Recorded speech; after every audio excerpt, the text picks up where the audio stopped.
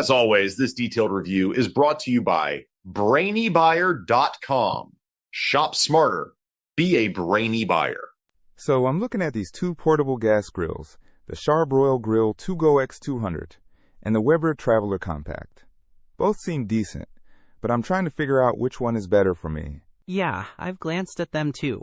The Charbroil is definitely cheaper, like around $148 compared to Weber's $299, which is a pretty big difference, right? Totally, price is a factor. But what about size? I see the Charbroil has a 200 square inch cooking surface.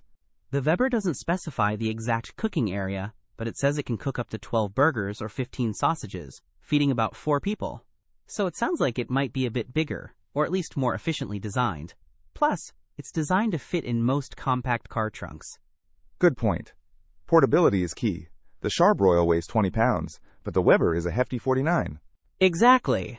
But the Weber has durable wheels and a one-handed raising/collapsing mechanism, making it easier to move around despite the weight. The Charbroil is more of a tabletop grill. True. Okay, what about power? The Charbroil boasts a 9,500 BTU burner with TRU-Infrared cooking. The Weber doesn't specify BTU, but it highlights a wide temperature range for searing and grilling.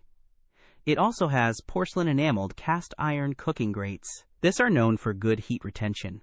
The Charbroil has stainless steel grates. I wonder if the cast iron on the Weber is easier to clean. Weber has front access grease removal. The Charbroil has a removable grease tray, so both seem easy enough. Features-wise, the Weber has a side table, which is convenient. The Charbroil has a temperature gauge on the lid, which I find useful. Both have push-button ignitions. The Weber has a lid lock for secure transport. Okay, based on all that, if you wanted something super portable and cheap, the Charbroil seems good.